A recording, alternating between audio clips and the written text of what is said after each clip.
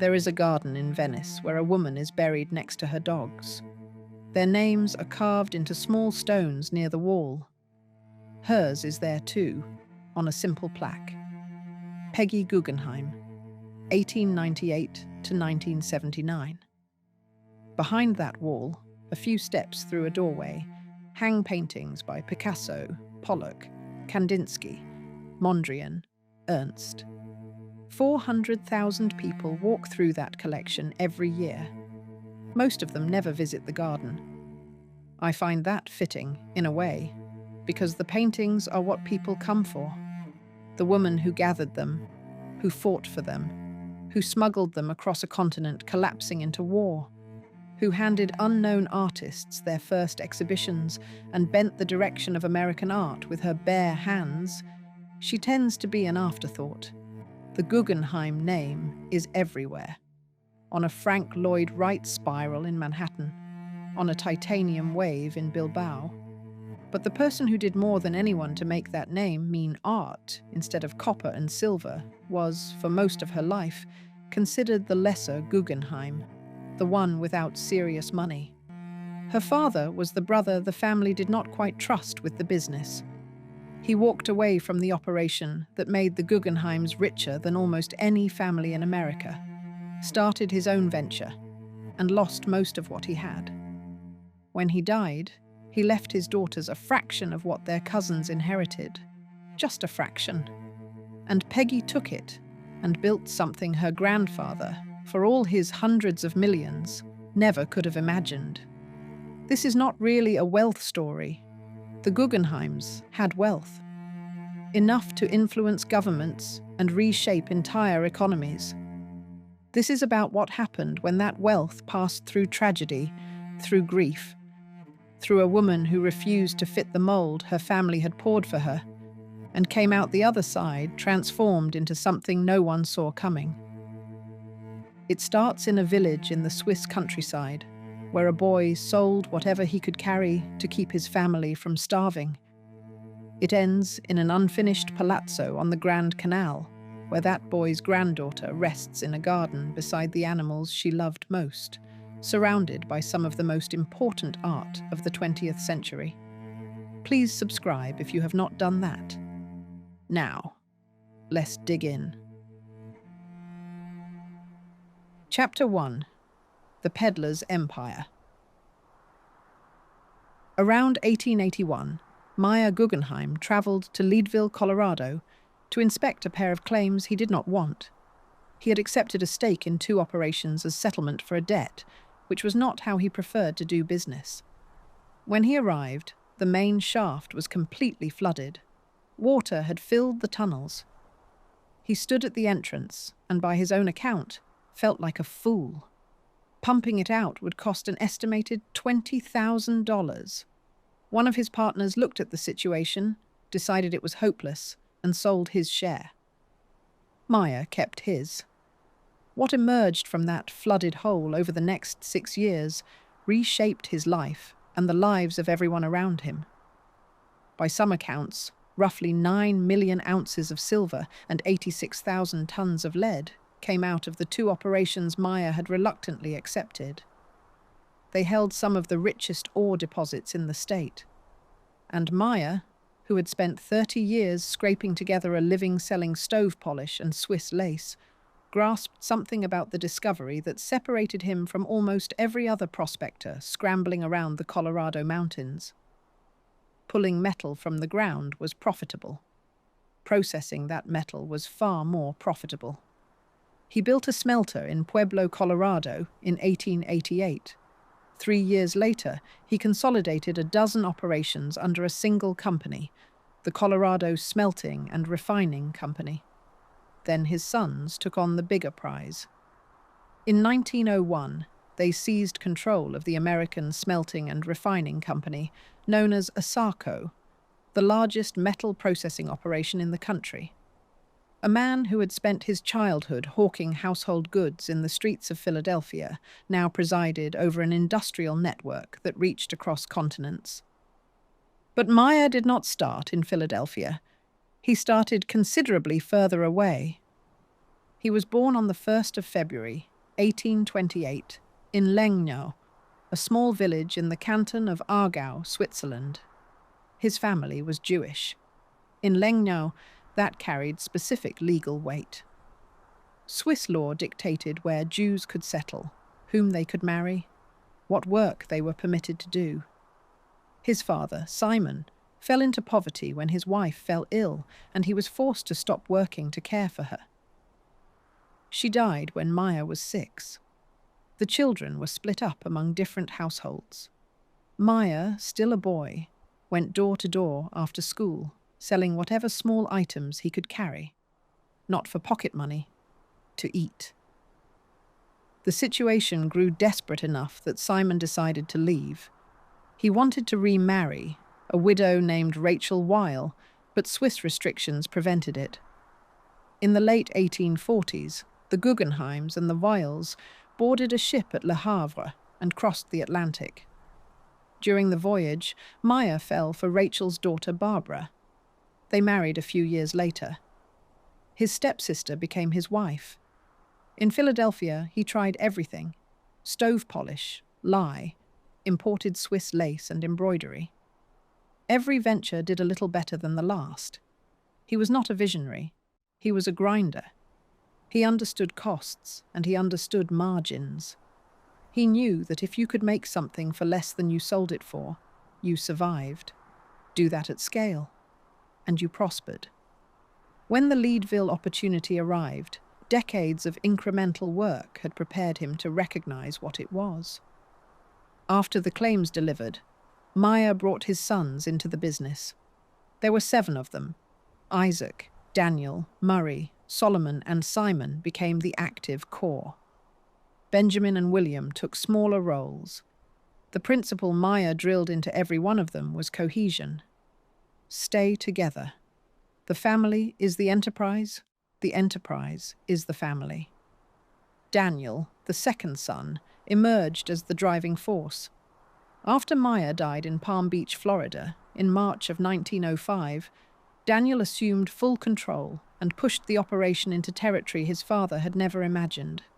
Through Asarco, through Kennecott Copper, through a web of partnerships and syndicates, the Guggenheims extracted copper in Alaska, Utah, and Chile, tin in Bolivia, diamonds and rubber in the Belgian Congo. One biographer wrote that Daniel could make or break a government with a single telegram. Given the family's hold over resources that entire nations depended on, this was not much of an exaggeration. By 1918, the fortune was estimated at $250 to $300 million. That placed the Guggenheims alongside the Rockefellers and the Vanderbilts at the very peak of American wealth. Among Jewish families worldwide, only the Rothschilds ranked higher. The fortune came at a cost that Maya's generation never discussed publicly. Workers at a Guggenheim facility in Perth Amboy went on strike in 1912, and 4 of them were shot by men brought in to replace them. In Alaska, striking laborers were reportedly expelled from their bunkhouses in temperatures that dropped well below freezing. Daniel's approach was described, even by relatives, as ruthless. The head of the United States Forest Service, Gifford Pinchot, spent years fighting the Guggenheims over Alaskan extraction rights on public land. The family won that fight. Their brother Simon, who held a Senate seat from Colorado, helped make sure of it. Then the brothers turned on each other. William, the youngest, accused the older siblings of shutting him out of a profitable Chilean copper operation. The resulting legal battle drew unwanted attention to the family's internal finances. In 1922, an internal revolt at Asarco went further. Board members accused the Guggenheim brothers of diverting company resources for their private benefit. Daniel was forced out. He stepped away from the business the following year, at 67, and retreated to his estate at Hempstead House on Long Island. The machinery Maya had spent his life constructing was pulling itself apart. His sons would devote their remaining years not to extracting more wealth from the earth, but to giving it away. Fellowships, hospitals, aeronautical research, art museums. The name Guggenheim, which for half a century had meant silver and copper and brute industrial force, was about to mean something very different. But the person who would change that meaning most dramatically was not Daniel, not Solomon, not any of the 7 sons Maya had so carefully trained. It was a granddaughter. And her chapter of the story begins not in a boardroom or a Colorado mountainside, but on the tilting deck of a ship in the North Atlantic. Chapter 2: A Father Lost at Sea. Of Maya Guggenheim's 7 sons, Benjamin was the one who should have been something else entirely. The older brothers competed for position inside the family business, like men who had been raised to do exactly that. Daniel wanted control. Isaac wanted security. Solomon had the patience to sit in offices abroad for years at a time. Benjamin had none of these qualities. He was the 5th son, born in 1865, and he occupied an awkward position from the start. Not old enough to have shaped the business in its early years. Not young enough to be excused from the expectation that he would contribute. He enrolled at Columbia College in 1882, the first Guggenheim to attend a university. He dropped out after 2 years. He handled some of the silver processing work and earned a nickname, the Silver Prince, though the title carried more irony than anyone acknowledged at the time. Daniel ran the empire. Benjamin orbited it. In 1894, he married Florette Seligman, a member of one of New York's most prominent Jewish banking families. The marriage deteriorated within a few years. Benjamin spent increasing amounts of time in Paris, eventually keeping a separate apartment there. The stated reason was business. The actual reason was a woman named Leontine Aubard, a French singer roughly 20 years his junior. He was not discreet about it. Florette knew. The family knew. Nobody intervened. In 1910, Benjamin walked away from the family partnership entirely. He would run his own ventures. The decision baffled Daniel and angered the older brothers. It also proved disastrous. Benjamin lacked the instincts that had guided his father's generation. His investments consumed capital rather than generating it. 2 years later, he boarded a ship in Cherbourg, France, the Titanic. He traveled with a small entourage, Leontine and her maid, Emma Sagessa. His valet, Victor Gilliot, in the cabin beside his. His chauffeur, René Pernot, in second class. On the 10th of April, 1912, they set out for New York. 4 days later, just before midnight, the ship struck an iceberg. Benjamin and Giglio slept through the initial collision. A bedroom steward named Henry Etches woke them, helped Benjamin into a life preserver and a heavy sweater, and sent the group to the boat deck. Leontine and her maid were placed in Lifeboat 9. Benjamin spoke to Sagessa in German just before the boat was lowered. He told her they would see each other again soon. It was just a repair. The Titanic would sail on tomorrow. He did not believe this. The mathematics were simple and brutal. There were not enough lifeboats. Women and children would go first. The men who remained would not be rescued. Benjamin and Giglio went back to their cabin. They removed the life preservers and the sweaters. They changed into formal evening wear, white ties, tails. When the steward Etches encountered them again and asked why they had changed, Benjamin reportedly answered that they had dressed in their best and were prepared to go down like gentlemen. He asked Etches to deliver a message to Florette. "Tell my wife I have done my best in doing my duty." According to one account, they were last seen on deck, seated in chairs, with brandy and cigars. The ship went down at approximately 2:20 in the morning on April the 15th. Benjamin was 46.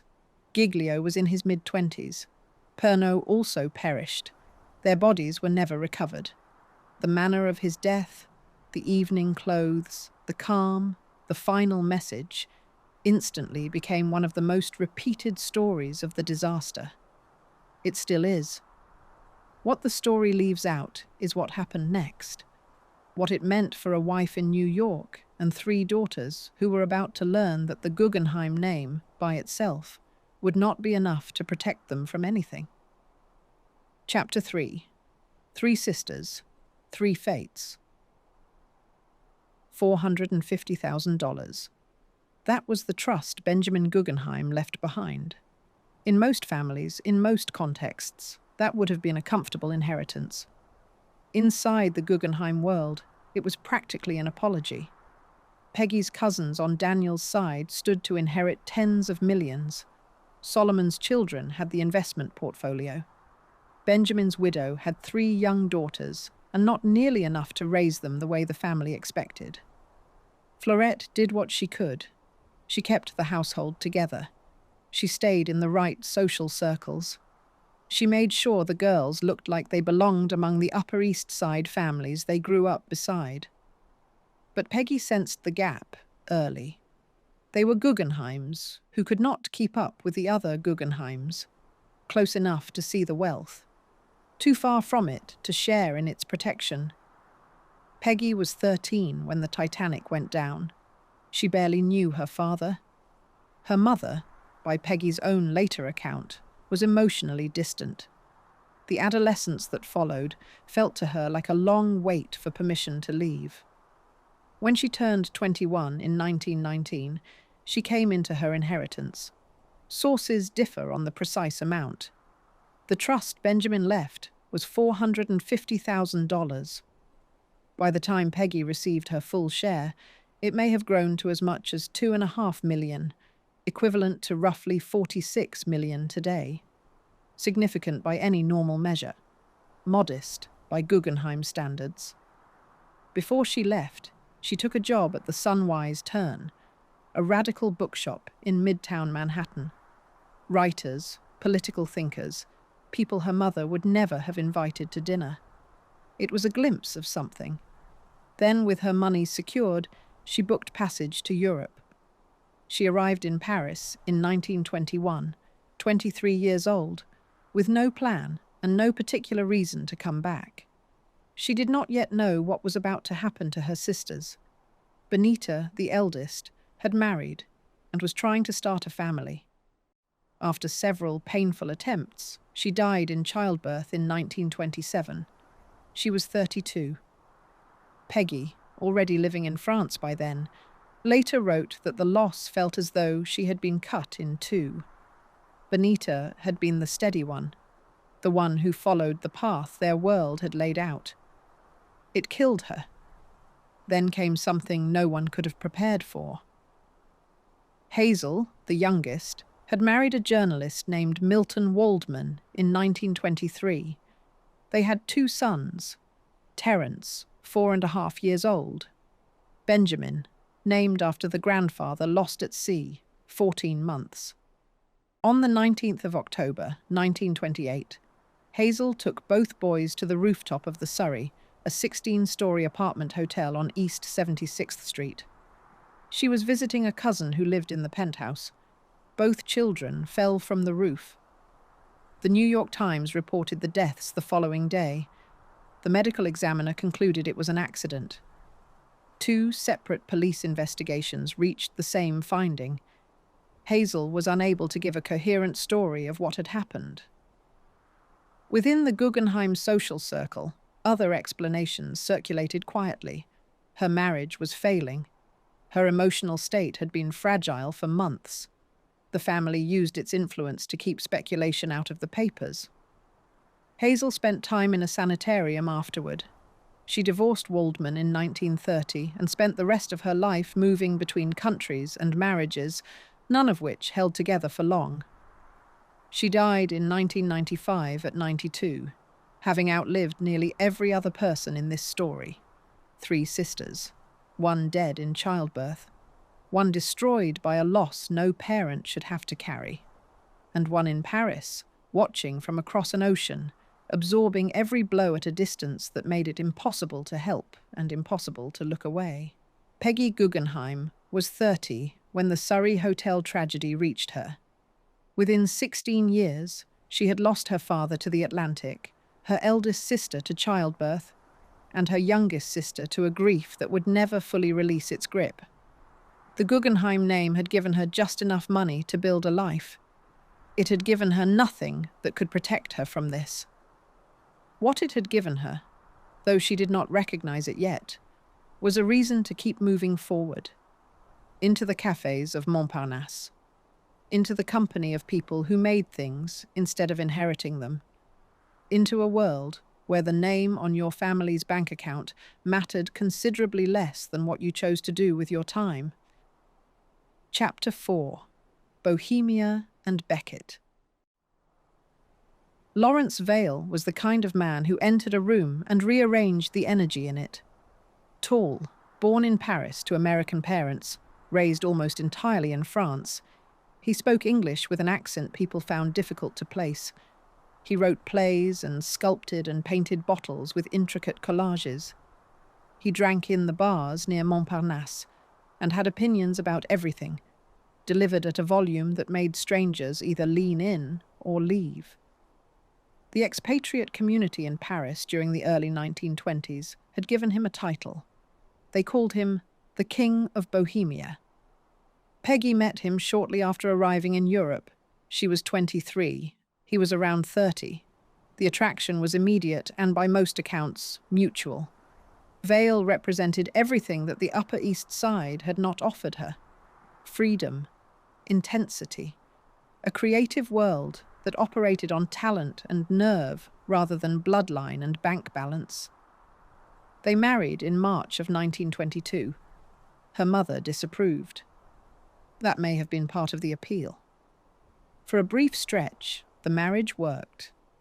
They settled in the south of France and built a social circle that would have horrified Florette Guggenheim. The anarchist Emma Goldman stayed in a cottage Peggy provided and used it to work on her autobiography. The household ran on conversation, wine, and arguments that escalated faster than anyone could contain them. Vale had a temper that went beyond colourful. He threw things. He screamed. According to one account, he knocked a dish into her lap so violently during a fight that it triggered the labour that brought their daughter into the world. Their son, Sinbad, had been born in London in 1923. Pegeen arrived in Switzerland in 1925. Both children would spend much of their youth being shuttled between countries and relatives, never quite sure which parent's household counted as home. By 1928, the marriage was over in all but paperwork. Peggy had fallen for John Holmes, a war veteran and writer who struggled with a block so severe that he produced almost nothing on paper. He was also, by the testimony of nearly everyone who encountered him, an extraordinary conversationalist, the kind of mind that held a room without raising its voice. She left Vale for him. The divorce came through in 1930. The children were split. Sinbad went with his father. Pegeen stayed with her mother. Holmes died suddenly in 1934, reportedly from complications during a routine surgery. Peggy was devastated. She spent several years in a relationship with the writer Douglas Garman, but it never gave her what she was searching for. By the mid-1930s, she was approaching 40, living in London, wealthy enough to be comfortable, but not rich enough to sit still, and looking for something none of her relationships had provided. Then, during Christmas of 1937, she met Samuel Beckett. He was decades away from the Nobel Prize and not yet famous. Thin, intense, deeply private. He did not perform for people the way Vale had. He simply thought in ways that drew her in. They began an affair that lasted through the winter and into the spring. When it ended, Beckett had given her something more durable than the relationship itself. A direction. "Stop looking backward," he told her. "Stop circling galleries that showed established masters." Contemporary art was a living thing. She should dedicate herself to that. She listened. On the 24th of January 1938, she opened a gallery on Cork Street in London.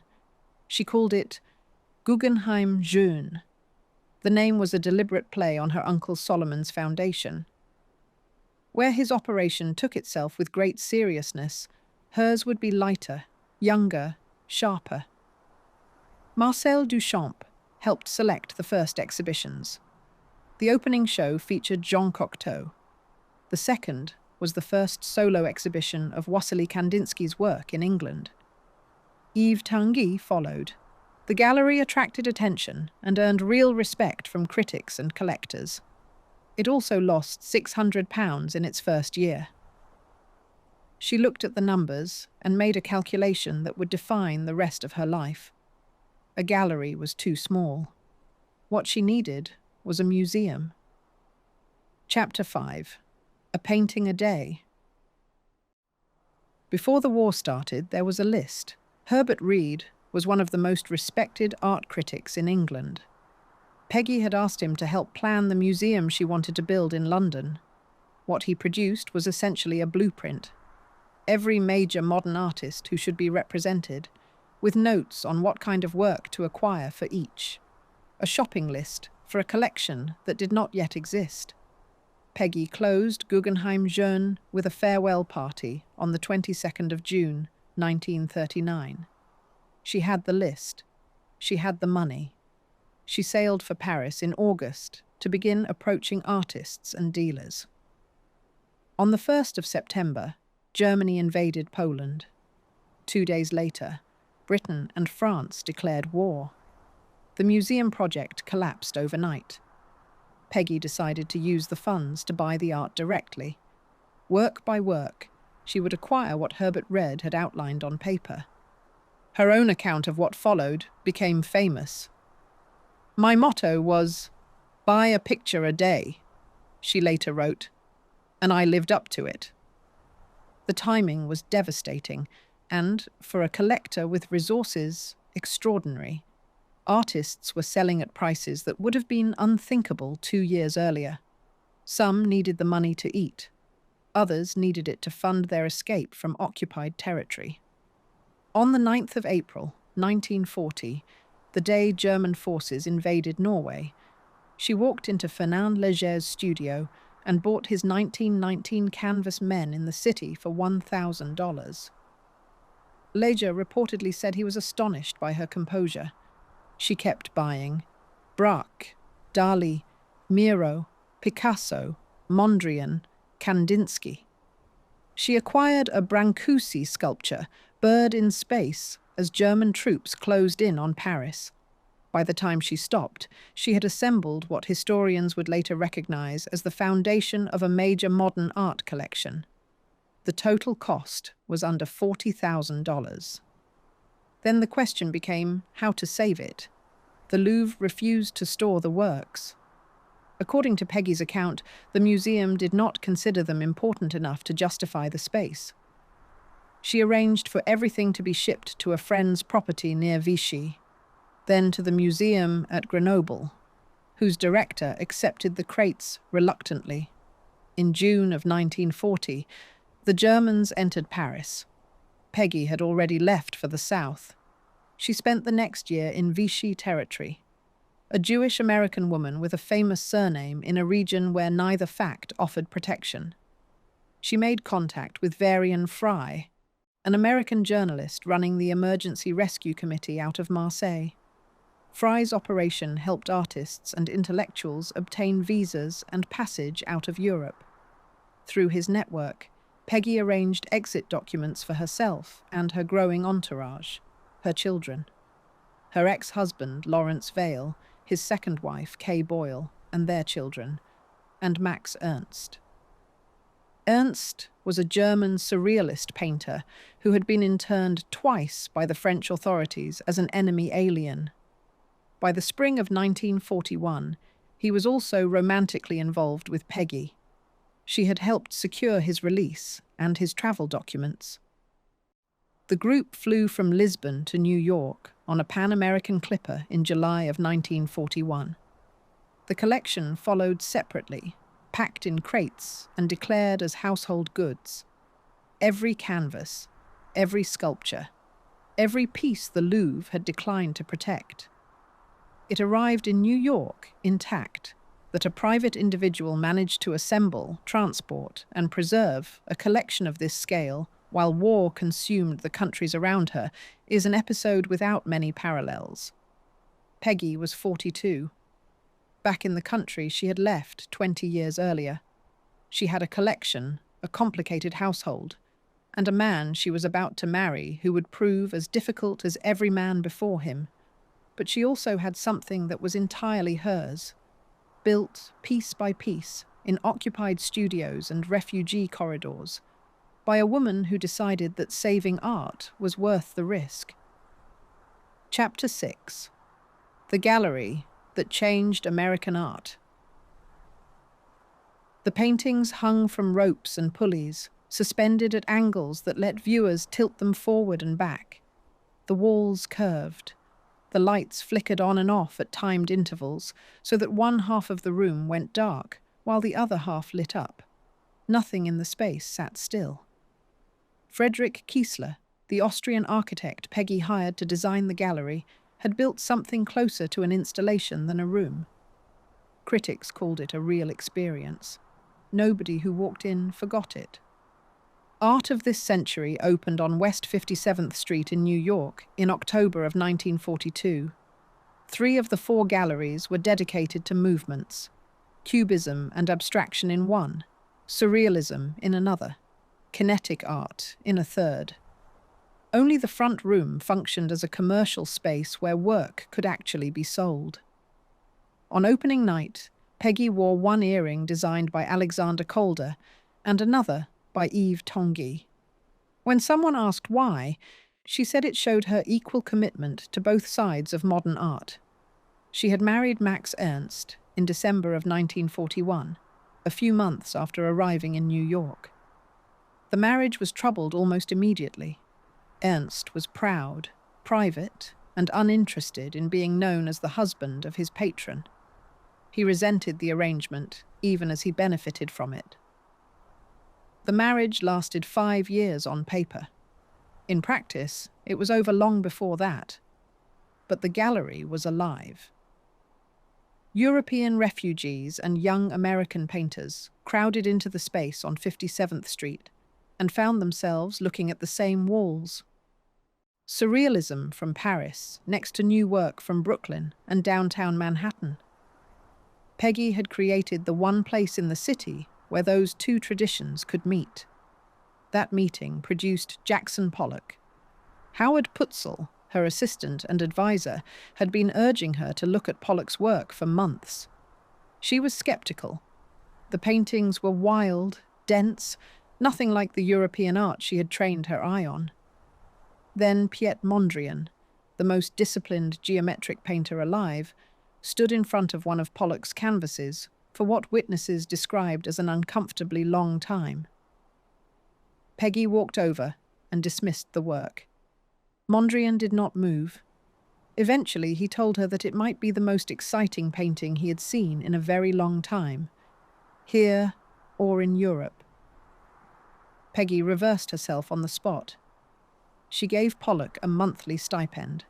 She gave him his first solo exhibition in November of 1943. That same year, she commissioned him to paint a mural for the entrance hall of her townhouse. What he delivered was the largest canvas of his career, and one of the works that announced abstract expressionism to the world. She later donated it to the University of Iowa, where it remains. Between 1943 and 1947, Pollock had 4 solo shows at Art of this Century. Rothko showed there. Motherwell and Hoffman, too. Peggy also staged the exhibition by 31 women in January of 1943, the first documented all-women art show in America. Frida Kahlo, Leonora Carrington, Louise Nevelson, and her own daughter Pegeen were among the artists featured. The critic Clement Greenberg, reviewing the final season, noted that Peggy had given first exhibitions to more serious new artists than anyone else in the country. He predicted her place in American art history would only grow with time. In 1946, she published her memoir, Out of This Century. It was candid about her romantic life in a way that scandalized even her friends. Former lovers were given thin pseudonyms that disguised nothing. That same year, she divorced Ernst. By 1947, she was done with New York. The gallery closed. She packed the collection and booked passage to Europe. Venice, she had decided, would be her future home. She had arrived in New York with crates of European paintings that no museum wanted to store. She was leaving with a collection that had helped launch an entire American art movement. And she was not finished. Chapter 7. The Rival Museum. There were two Guggenheim museums in the 20th century, and the people who built them could not stand each other. Solomon Robert Guggenheim was Meyer's fourth son, born in 1861 in Philadelphia. He had worked the family business like his brothers, spent years managing operations in Mexico and Switzerland, and retired early with a fortune large enough that he never needed to think about money again. He married Irene Rothschild in 1895. They had 3 daughters. For the first 6 decades of his life, Solomon was the quietest of the brothers, dutiful, conventional, unremarkable by the standards of a family that measured itself in millions. Then he met Hilla Rebay. Rebay was a German artist, a baroness by birth, and a believer in non-objective art with the fervor of someone who had found religion. She painted abstracts. She worshipped Kandinsky. She was introduced to Solomon around 1926, and within months she had redirected the entire trajectory of his life. Before Rebay, Solomon collected old masters in the way wealthy men of his generation tended to. Safe purchases, decorative value. After Rebay, he sold most of them and began buying Kandinsky. He eventually owned over 150 of the painter's works. The private apartment at the Plaza Hotel where he stored them had become, by default, one of the most concentrated collections of abstract art in the world. In 1937, Solomon established a foundation in his name to promote non-objective art.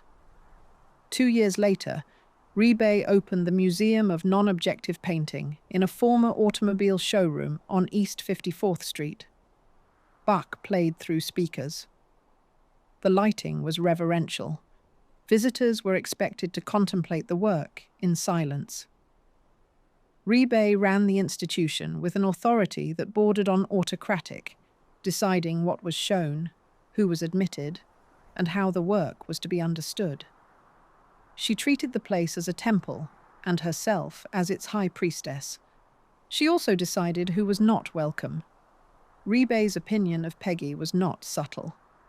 She considered her a dilettante who promoted mediocrity and damaged the family name.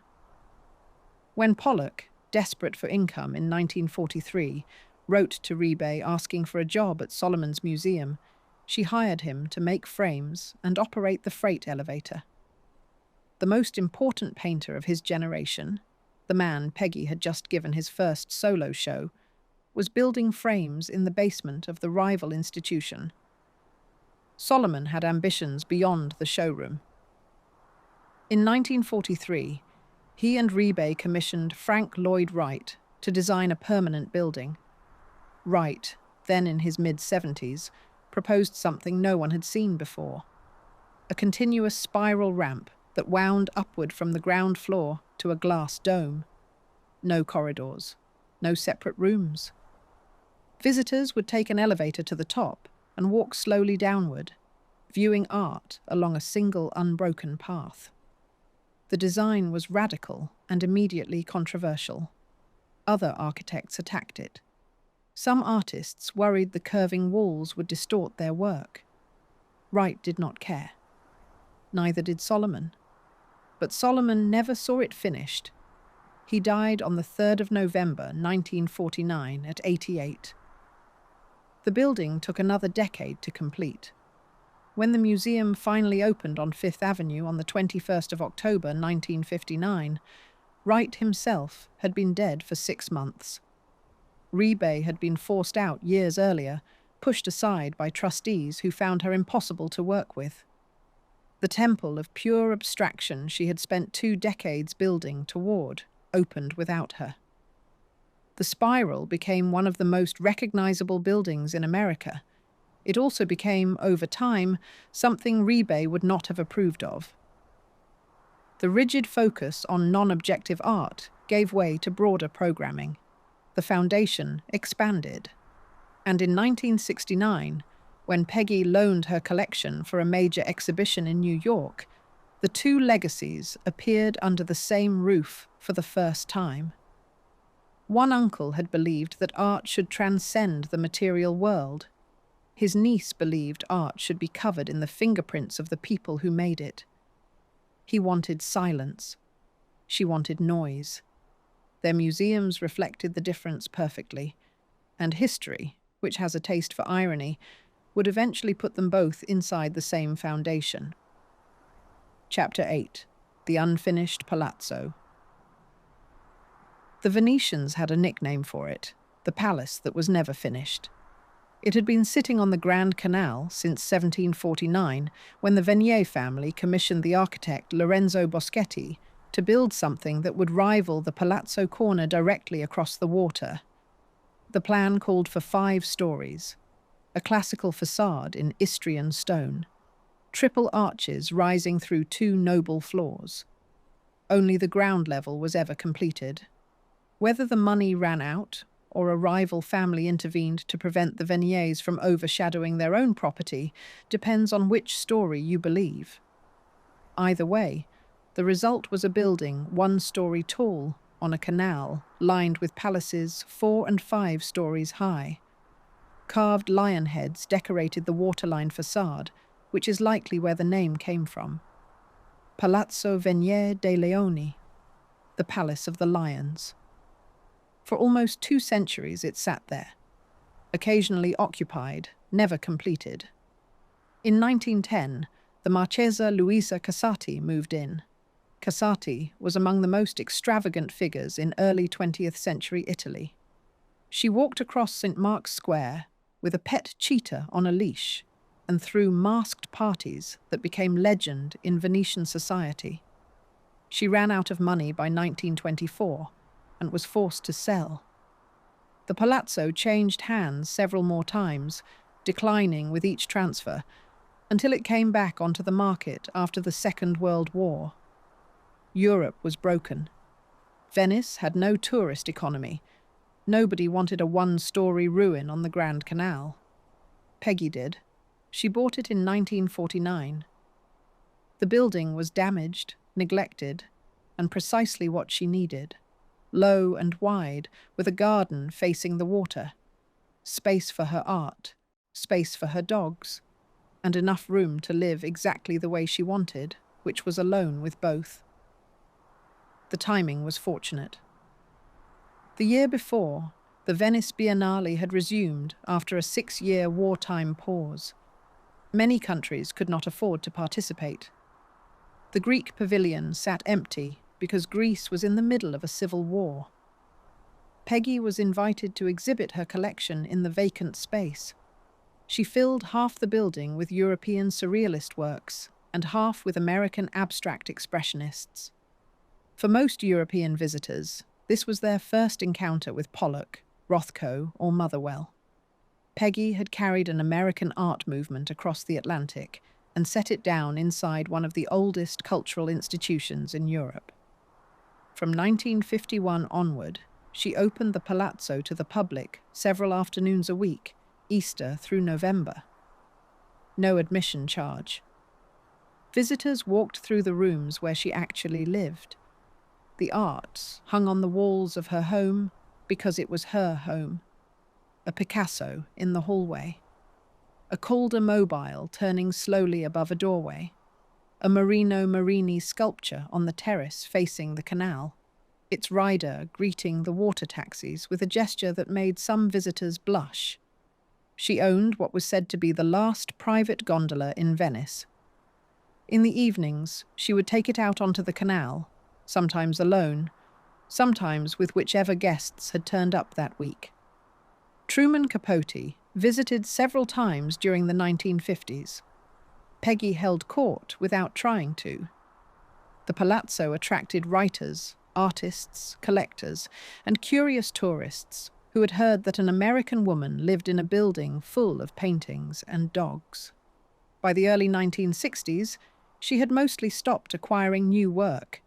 The collection was what it was. She focused on lending it to institutions across Europe: Amsterdam, Zurich, London, Stockholm. In 1974, the Louvre exhibited it in Paris. The same institution that had refused to store her paintings in 1940 now displayed them as a major cultural event. She was in her mid-70s. Her health was beginning to fade. The circle of friends that had surrounded her for decades was thinning as people aged and died. The palazzo grew quieter, but she still opened it on schedule. She still walked through the rooms. She still had the dogs. What she also still carried, and had carried since 1967, was a loss that no amount of art or solitude in Venice could repair. Chapter 9. The Daughter She Could Not Save. The paintings looked cheerful at first: bright colours, simple figures, scenes of daily life rendered in a style that sits somewhere between folk art and surrealism. Women in gardens, families at tables, couples standing together. The technique is fluid, almost childlike, and the compositions feel warm. Then you look at the faces. The eyes are empty, not stylized. Empty. Every figure in every scene stares out with the same hollow expression, as though the person painting them knew what happiness was supposed to look like, but could not feel it from the inside. Peggin Vale Guggenheim painted her whole life. She grew up surrounded by surrealists: Tanguy, Ernst, Breton, Duchamp. They moved through her mother's homes in France and later in New York, and Peggin absorbed their influence early. By the time Peggy opened Art of this Century and brought Pollock and his generation into the fold, Peggin was a young woman with her own practice already developing. What she made was entirely her own. Critics who noticed the work admired it. But they tended to mention her mother in the same sentence, and that was a shadow Peggin never stepped out of. She was born near Lake Geneva in the summer of 1925. Her parents separated when she was 3. The custody arrangement sent her to Peggy, while her brother Sinbad went to their father. In practice, neither child stayed in one place for long. Peggin moved between countries, schools, and the various partners who came and went on both sides. The instability was constant. By her teenage years, she was already struggling with depression. She and her mother loved each other badly. That is the most honest way to put it. Peggy admired Peggin's beauty and her art, but could not express affection in ways her daughter could receive. One biographer reported that Peggy once said she would rather own a Picasso than have a daughter. Whether she said it exactly that way or in what context is disputed. What is not disputed is that the remark entered the family record and stayed there. One of Peggin's sons, who was a young child when she died, later called his grandmother the major architect of his mother's pain. Peggin married the French painter Jean Hélion in 1946. They had 3 children and settled in Paris. The marriage lasted roughly a decade before ending in divorce. Shortly after, she met Ralph Rumney, an English painter connected to the Situationist movement. Peggy detested him from the start. Rumney later said that this hostility was relentless and that it compounded the pressure Peggin was already under. They married and had a son, Sandro. Her mental health worsened throughout the 1950s and 60s. She drank heavily, She relied on medication. Rumney later claimed that he had rescued her from as many as 17 attempts to take her own life. That number comes from his memoir, The Consul, published after her death, and should be understood in the context of a man who spent decades defending himself against accusations her mother directed at him. On the 1st of March, 1967, Rumney found Pegeen in the bathroom of their Paris apartment. She had overdosed on her medication. She was 41. She left behind 4 sons, the youngest still a small child. Peggy received the news by telegram while traveling in Mexico. In her memoir, she called Pegeen the love of her life, a mother, a friend, a sister. What followed was not grief alone. It was war. Peggy refused to accept that the death was self-inflicted. She pressed the French authorities to investigate Rumney. He was questioned, but never charged. She then used her influence to separate Rumney from Sandro. The boy was raised apart from his father. Years later, Sandro phoned every Rumney listed in the London directory until he found him. In the palazzo, Peggy dedicated a room to Pegeen's paintings. They hang there still, the bright colours, the hollow eyes. Visitors pass through on their way to the Picassos and the Pollocks, and most of them do not stop. The name on the wall is Guggenheim, same as every other room. But the work in this one was made by a woman who spent her life trying to be seen as something other than her mother's daughter, and never quite managed it. Peggy lived 12 more years. She continued to open the palazzo on schedule. She continued to walk the rooms. She did not collect anymore. She did not travel much. The last private gondola still went out on the canal some evenings, but the radius of her life had narrowed. The woman who had once bought a painting a day while an army advanced on Paris now moved through her own collection like a visitor in someone else's museum. Peggy Guggenheim died on the 23rd of December, 1979, near Padua, Italy, following a stroke. She was 81. She was cremated. Her ashes were placed in the garden of the Palazzo Venier dei Leoni, beside the stones marking her dogs. No grand monument, no family mausoleum, just a plaque, a patch of ground, and the animals she had loved most.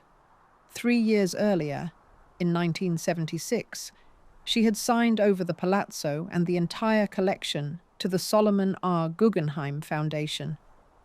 The decision carried a weight that neither institution fully acknowledged at the time.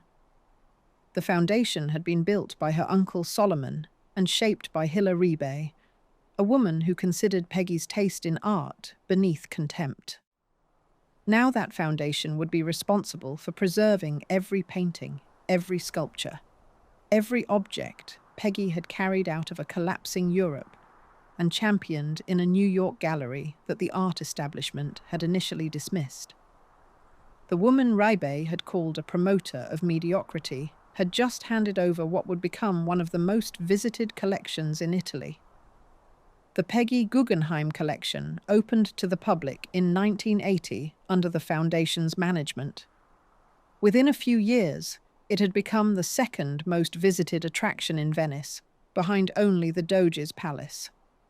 As of recent estimates, roughly 400,000 people walk through the palazzo annually. The collection itself has been valued at over $3 billion. $40,000 worth of art, purchased in studios and apartments while the German army closed in, now sits in climate-controlled rooms overlooking the Grand Canal. In 2017, Caroline Vale, Peggy's granddaughter, was appointed director of the collection. A Guggenheim is still running the palazzo. Not a mining Guggenheim, not a smelting Guggenheim, an art Guggenheim. The transformation Meyer could never have predicted when he stood at the mouth of a flooded mine in Colorado is now complete. I keep coming back to the garden. It is easy to walk past. Most visitors do. The paintings inside are famous. The names on the walls are names that changed what art could be in the 20th century. But the woman who put them there is in the garden beside her dogs, in a palazzo that was never finished, in a city built on water that is slowly reclaiming everything around it. Meyer Guggenheim arrived in America with nothing and built a fortune in silver and copper. His granddaughter took what was left of that fortune after it had passed through tragedy and grief and loss, and she turned it into something that will outlast every mine the family ever dug.